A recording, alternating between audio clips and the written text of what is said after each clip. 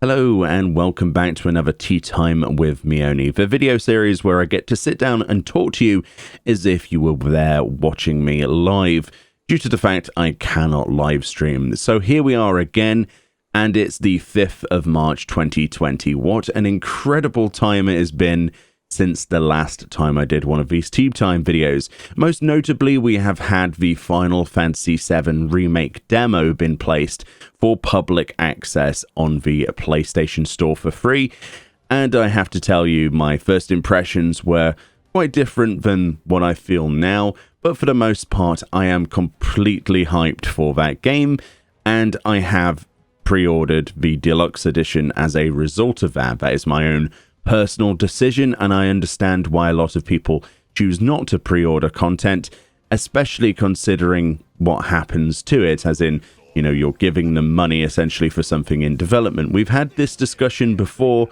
and I completely understand it, but that doesn't mean that I can completely resist pre-ordering myself. I can't preach about something if I do it myself, so I'm not going to.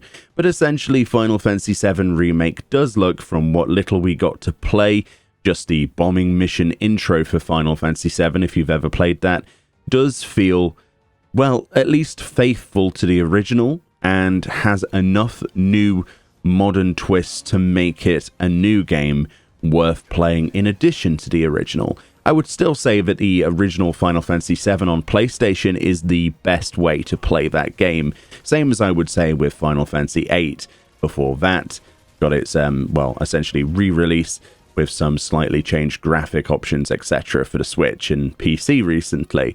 But this is a completely different take. This isn't a remaster, this is a complete remake, and it clearly shows everything from the intro cutscenes to, you know, the moments you have with dialogue, which is all fully voice acted. It's an incredible experience that I really can't recommend enough for you to go and try it out yourself.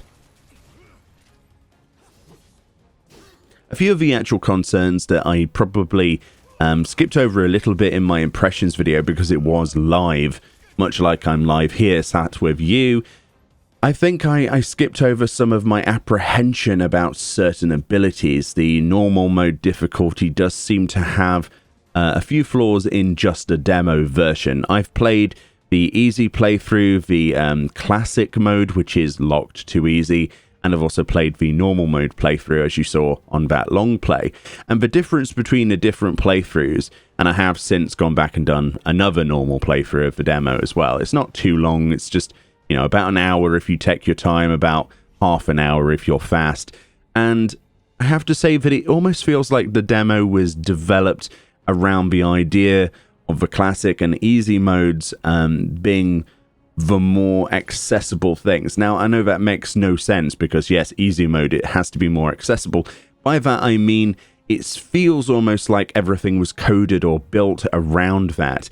On the normal mode difficulty, I had quite a few bugs appear, glitches, things like that, stuff that's in an early build such as that, I would presume, and I have been told by sources that supposedly this is a 2-month-old build of the intro mission, so it's not something that, you know, has had its has had updates since then. There is another build in the works, but it does go as a representation to the general public, at least, as to what it will feel like. But I encountered quite a few issues, especially with the automatic control of your characters. The AI is a little bit on the, well, I won't say dumb side. I want to say it's a little bit on the lacking side, at least on normal mode. When I had an easy mode or a classic mode, inverted commas, playthrough, I found no issues with the AI. If I controlled Cloud and Barrett Wallace was being controlled by the AI, no problems. If I controlled Barrett during the Scorpion battle and the AI controlled Cloud, no issues. On normal mode, Barrett was controlled fine by the NPC. However, if I controlled Barrett to use lightning magic, for example, on that boss, then you'll see that Cloud on that footage just sort of backs off into a corner and just has a defensive pose, even though he has plenty of health. And they are not allowed to use items themselves. This is something that obviously happened in the original, right? You weren't able to give them their own AI. They didn't have their own actions. They just waited for your every move. You had attack, magic, item, that sort of stuff, and whatever materia you had equipped into your armor, right? Armor and weapons. But the point is that in this, it felt like they were trying to do something a little bit more hybrid. So you've got that tactical approach of switching menus and telling people what to do. But at the same time, if you wanted to play through this game as just a hack and slash game, just spamming square, that would work fine, I found, on the easy mode. But on the, normal mode, inverted commas, I really don't like the differentiation between those difficulty modes. It reminds me of, like, Castle Wolfenstein or something. I'm not keen on that yet. But on normal mode, I would find that it just didn't feel quite there, because you had to micromanage rather, all of the other menus like you would in the original Final Fantasy VII, but it was almost less intuitive because you were, fixed to that one character. In Final Fantasy VII, obviously, when your turn was over, the camera would change. Well, it would be fixed camera for a start, but your control would switch automatically to Tifa if it was her turn, and then you choose an action for her, and then it would switch to Aerith, for example, and then, go on that same route. But in this game, you basically can switch as you desire, because they've got the new sort of action combat route, so you can play, for the most part, as Cloud, unless something is incredibly long range, and if you don't have any spells, then you have to switch to Barret, for example. But at the same time, you get lulled into this false sense of security where there you are slashing around with Square, holding down Square to do a superpowered attack, going into Punisher mode and like going crazy with that, which makes him move slower, but he does more damage. I found that feels really, really good. I really like that. But at the same time, during that mode, the AI just stands there because it's awaiting for my command. Now, not only is it just awaiting my command, it's actually not auto-attacking either. This could be a little bug that I found myself, and this is hopefully something that, well, I doubt that this will be in the final version. Honestly, it was such a specific thing that kind of clouded my judgment, so to speak, pun intended, for this overall demo. But it is something that I got over. I am, at the end of the day, nitpicking. This is something that we all have to learn as we go into this new version of 7, how things work for this new generation, because it's really not the same thing. If you approach this as an action combat game on anything other than the easy difficulty, you're going to have a tough time, because that Scorpion completely destroyed me. It killed Cloud, it killed Barret. I think I died 3 times on Cloud, which is just ridiculous, considering you can put in the disc in a PlayStation 1 for the original, and, there's no difficulty options there. You play through the game, and I would have no problems now. I know what to do on Scorpion Sentinel. You stand still in this particular mechanic, you move for this mechanic. We've seen it in Final Fantasy XIV when they put the same boss into Alamigo.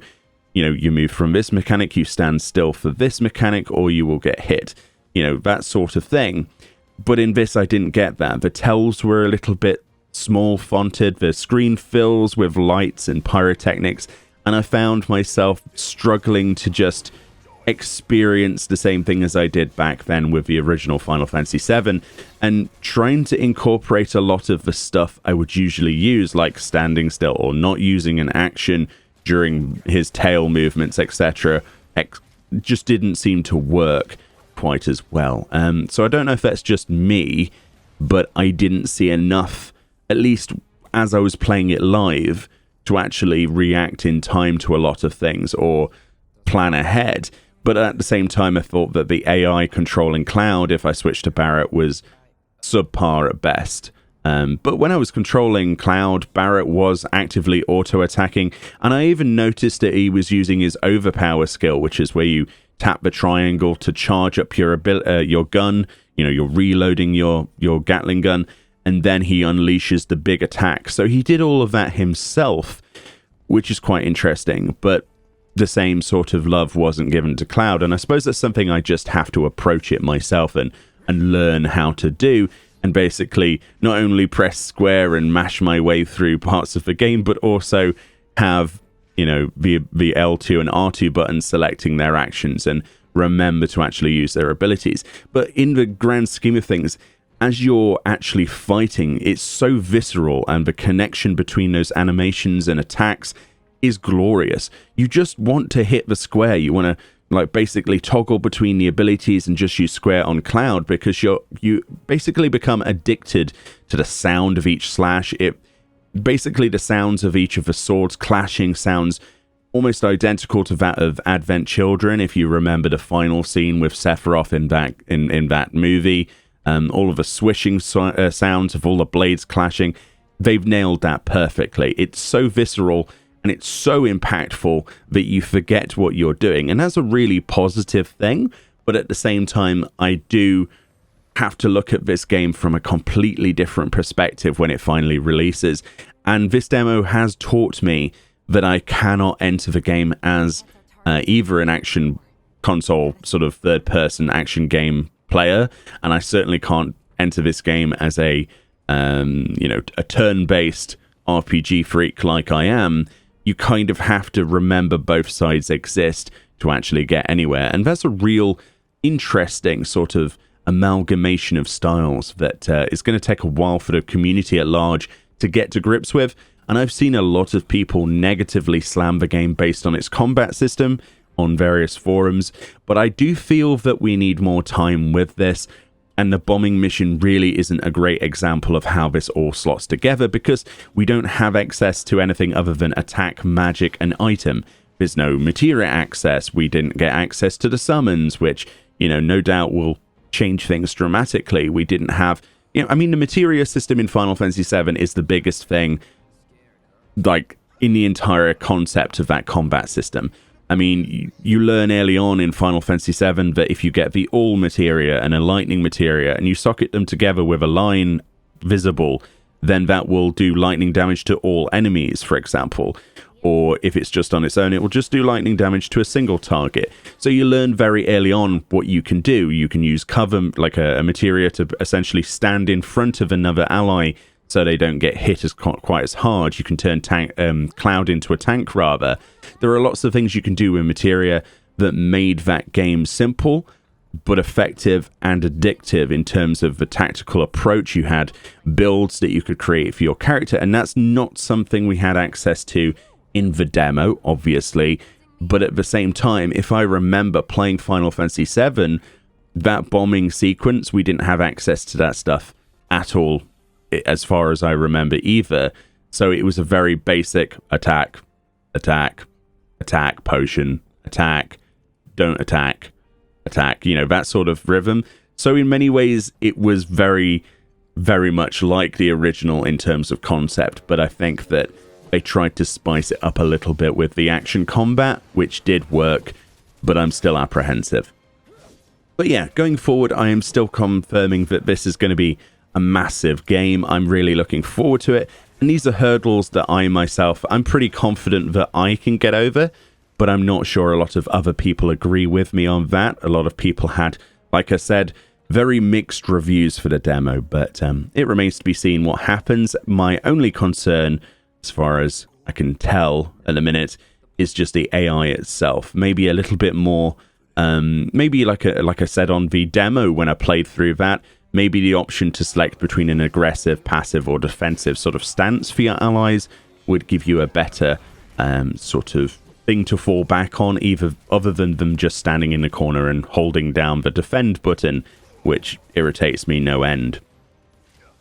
So let's move on from Final Fantasy VII. Let's move back on to Final Fantasy XIV, because, ultimately that's my main focus, and I don't want to drone on too much about Final Fantasy VII with you. So yeah, we got our first Savage clear. We cleared the first boss, E5S, and it was eye-opening, honestly. We really didn't have much difficulty with it. It's not particularly difficult to understand or learn. It was just a repetition of things, and a lot of the people that are in my static have long, days of work, and they come home, and I think a lot of them were more tired than they perhaps let on, and it took us a fair while to get to grips with something. Like last week, we pretty much ended on the sourest note of a 0.01% wipe, which, yeah, I think you'll agree is probably one of the lowest points to end on. And we didn't have any time because people needed to go to carry on with that. So, yeah. But this week we actually got a clear. All of our hopes were returned to us, and we're back to raiding, in fact, tonight as well. So I'm looking forward to working on E6S. And so far that fight looks like an absolute cluster truck. Let's say, let's keep it as PG as possible. It's a potato for sure. But I'm really enjoying the stack mechanics, and the healing is just a lot of fun as well. I've been enjoying seeing what I can pull off with my heals, but yeah, keeping people alive is my priority, but the more people don't stand in things, the more DPS I get to do, and that makes me happy overall on my White Mage. But yeah, Savage is fun. You should definitely go try it if you haven't already, but try and make yourself a little group, because if you can get people that can know that they've made a mistake, laugh about the mistake and move on, then that's a 10 times easier to deal with than somebody who rages all the time or gets angry. I would stay away from those people, and those people usually inhabit the party finder, which is why I refuse to pug Savage content. I made this decision last expansion, and it's been bliss since I've personally made that decision. Regardless of if my static clears it or not, I don't care. I will be not pugging, and I think I'm better mentally for it. Honestly, it's made me not hate the game quite as much, which is obviously a good thing, considering I dedicate so much time to it. In addition to that, we've been clearing up Ruby Weapon Extreme. I said last week I was going to get a guide out for that. I am still working on that. Unfortunately, there's been a lot of things that have happened, and my hard drive is a complete mess of just footage that I have to work my way through, and I can't seem to sort it by date, which is really awkward. But I will have that all sorted for you. It's a very easy fight. I can give you some pretty straight answers as to what to do per mechanic if you're still waiting to do that. But no doubt most of you have probably already got those clears by now. But I managed to get my mount finally, the Ruby Guiber. You saw on a previous video, I showed off Rose's character with that mount video. Incredibly lucky. It still remains to be sort of rumored to be a 3% drop, but honestly, I don't know. We saw like 2 recently in a 10 run sort of stint, so it doesn't really feel like 3%, more like 30%, but I don't know. It's one of those things that you just have to keep working on. It's a low drop chance, but our RNG was pretty good. I think we've managed to get, 7 of them so far out of maybe 30 runs, something like that. So it's actually not too bad mathematically. It's a really fun fight, and the weapons are really good, as you can imagine. I've collected a bunch of those for my alt classes that I'll probably not end up using. But yeah, they look really cool as well. A lot of people are saying, I really hate the Ruby weapons, Meoni, but I don't know, I quite like them. They're big, they're red, and usually they have an element of Ruby weapons face or some claws or fangs attached. And for some reason, that just ticks a box. Mostly because I think that Final Fantasy VII's Ruby weapon I spent way too much of my own personal time invested into defeating that. And it was such a triumphant sort of success when I did, because we didn't have the internet back then in my house, and we didn't have expensive strategy guides. So it was just all trial and error and me figuring out what to do with that boss. And it gave me the greatest of pleasures, which is why if you're going to put Ruby weapon, even if it's not the same type of weapon, into this game, then I'm going to be over the moon with everything we get from it, including the mount, which is fantastic. The barding is beautiful. Of course, the Ruby Bust is just an entertaining housing item. And then we have the weapons themselves, which I personally quite like from probably a nostalgic point of view, but at the same time, I think they're quite well made. It's a shame that none of this stuff glows, but I suppose that's a sore subject for people who still wanted these van-crafted weapons, which don't exist still, and they move straight on to Shinryu. Now, the Shinryu stuff is fantastic, but a lot of people, including myself, are wondering, well, Square, what happened to Zervan?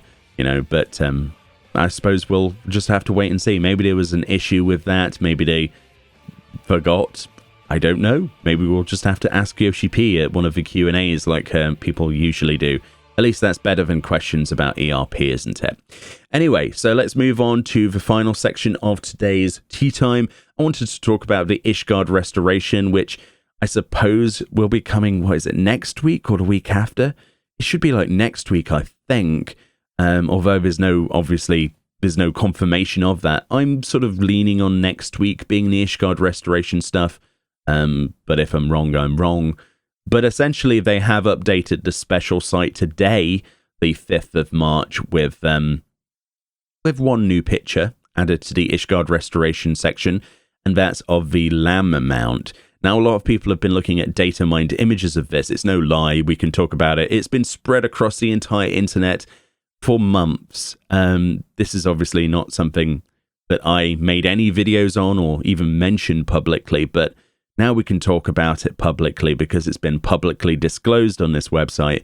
But yes, there is indeed a lamb mount, and it's on the Ishgard restoration section, so I would imagine it's either a reward from script earnings or maybe from the new Cactpot thing, the Mog scratch-off cards. Was it called Pom cards?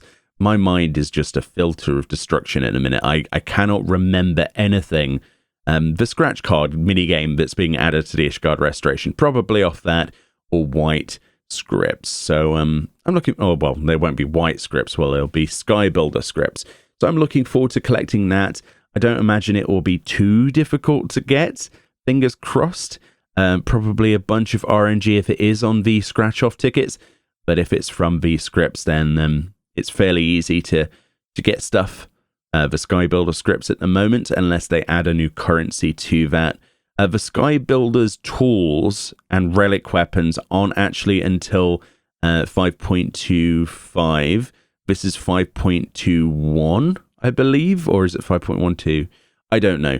Basically, they're two separate patches. We're not getting the relic stuff or the crafting relics with this small update. This will just be the Ishgard restoration on its own, with all that it entails, including Diadem, the new, gathering-only Diadem experience with the nuclear sort of rocket launcher that you use inside there, which looks amazing to vaporize monsters, which you build up by gathering inside there. I'm looking forward to just trying Diadem out. It makes me feel a little bit ill in the back of my mouth saying that I'm excited for Diadem again, but I don't know, just the idea of not having emergency missions is a big tick in my book. I hated those things with a passion, especially the randomization of weapons, but let's not get into that because that's a real negative chip on my shoulder for sure. But yeah, lamb mount. What more could you want, really? I'm looking forward to all of the rewards, and you can bet your butt that I will be recording and uploading videos on every single one of them if I can access them, or I'll be recording my friends who do manage to get them because their luck is much greater than mine. But yeah, 5.2 has been a blast so far. I am always looking for the next thing, and I've been enjoying reading people's reactions to both 5.2 in Final Fantasy XIV and Final Fantasy VII Remake. So far, it's a mixed pot, and we'll just have to wait and see for both types of content. But yeah, Ishgard restoration just around the corner, and you'll be sure that I'll be doing videos on everything topical. I have to apologize, this week has been a bit slow. I had massive render issues. My computer is having a few issues of its own, and I'm trying to overcome them as best I can. And I'm trying out a new solution to that with a slightly different setup. So bear with me, this week's been a bit dry on videos, but I promise that the following weeks we'll be back to the full schedule. Hopefully we get back to 4 a day. That's how I used to do things. I used to love doing that much stuff, but it's been very distracting having things break on you, especially if you wait like 4 hours for a render of something like the Final Fantasy VII Remake video, and then it fails, and you have to re-render it another 4 hours, and then by the time you've actually waited for that, it's 4 in the morning, and then it fails again. So then you set it up to render overnight, so you finally get some sleep, you wake up ready to do videos, and then you find out that we've had a power cut. it was the most deflating thing in the universe, but that's the least of the issues. I've been having other render issues. I've been having crashes. It's time for a clear out, and I think I've gotten to the bottom of the issues, but we'll have to wait and see. We'll probably have issues with this video, but hopefully not. Hopefully this goes up fine today on the 5th of March. If it doesn't, then you know I've had issues. Either way, thank you kindly for watching and listening wherever you are. I know a bunch of people listen to me in the car on their way to work or from work, so safe travels wherever you are. Enjoy the rest of your day, however long is left of your day, and I will see you all next time.